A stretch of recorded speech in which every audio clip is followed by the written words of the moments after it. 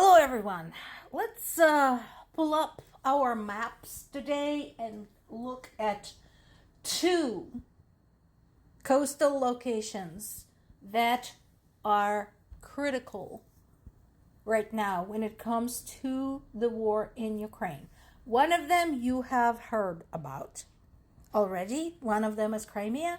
The other one you may not have heard about, and I will show you where it's at. But it is relevant because it is another coastal location and it's another area that is problematic for Russia today. So let's start with this excellent article on Politico's website today, focusing on Crimea. Now, the one thing I want to thank Politico for is that they maintain the same school of thought as I do, that the war in Ukraine did not start in 2022, that it started back in 2014 with Russia's annexation of Crimea. So technically, the war has been going on for 12 years. Because at the same time, Russian militants basically moved right on in to the Donetsk, Luhansk region. So I'm glad they understand that. Now, what they talk about first, they start kind of from the ground up. They start talking about what it's like for people living in Crimea right now and how people there find themselves between the rock and a hard place because Russia turned it into a military zone and used it to launch attacks at Ukraine. So Ukraine is now having to treat Crimea as a military object and attack right back. Now, as I mentioned many times in the past, one of the things that Russians who moved into Crimea after it was annexed forget all the jubilation and all of the glee when they discovered that this has taken place. There was a lot of celebration, a lot of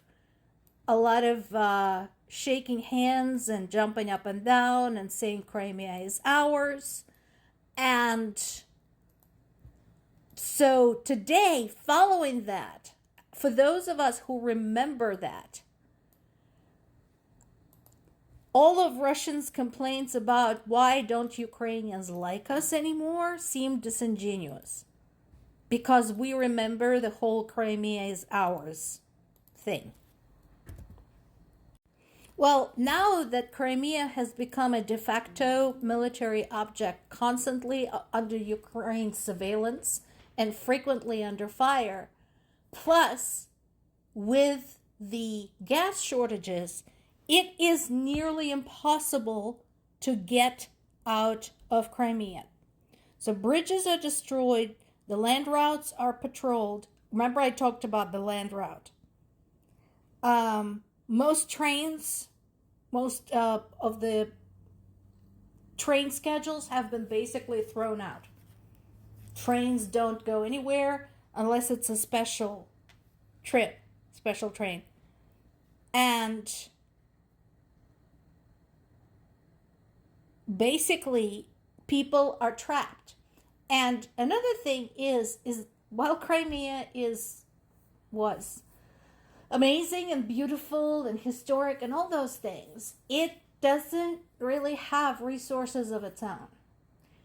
Before it was invaded, it was fed by Ukrainian fresh water, it was fed by Ukrainian electricity.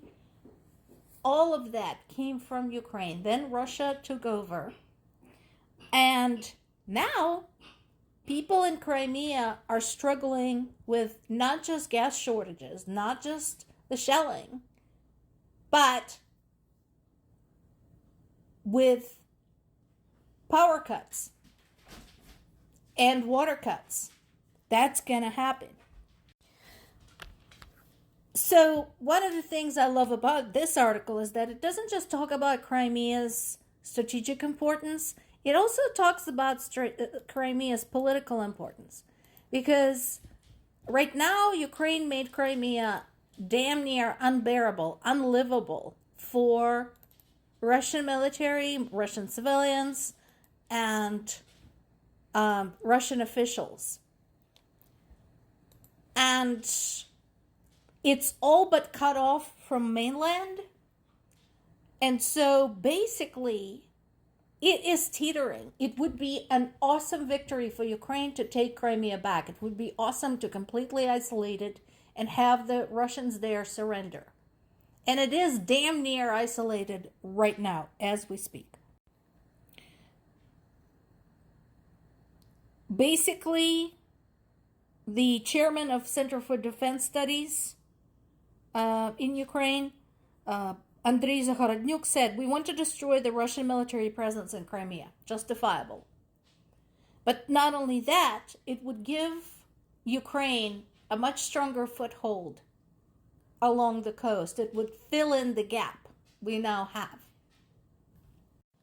Not to mention, again, it would be a huge political victory and a huge middle finger to Putin, which is always a good side effect to have.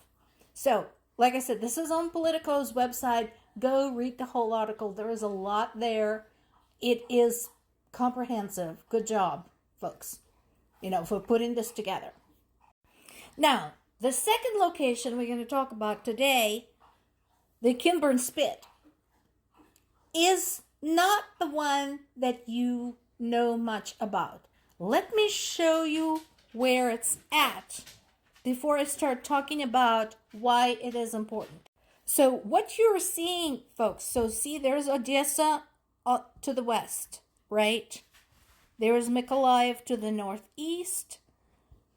Kinburn Spit is marked with the red dot, is that skinny little strip of land poking out into the northern part of the Black Sea.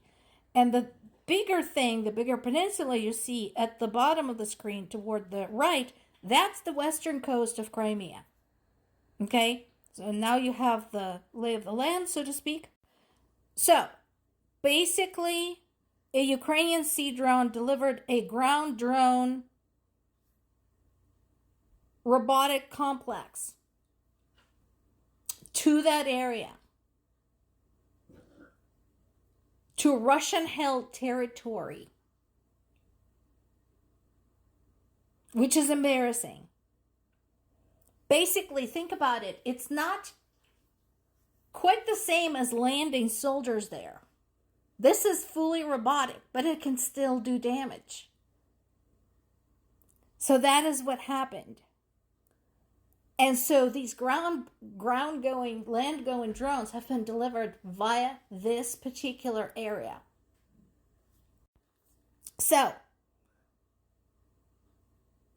the Kinburn Spit itself is located right between the Dnipro and Bug estuary and the Black Sea.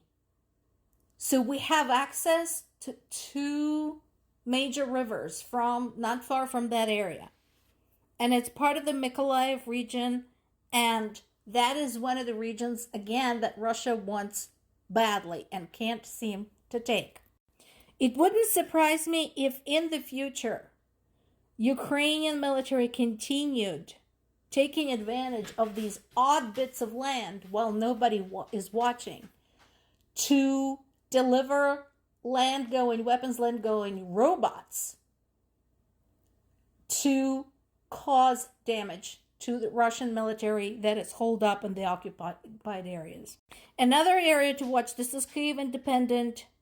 In addition to Crimea, in addition to Kinburn Spit, is the Sea of Azov. We talked about it briefly, but it too is crucial in, again, filling the hole in Ukraine's access to the international waters, to the international coast, and isolating Crimea. So this is another nice comprehensive piece. Here's the title page. Again, this is on Kyiv Independent website. Pop over and read the whole article. And again, Keep your maps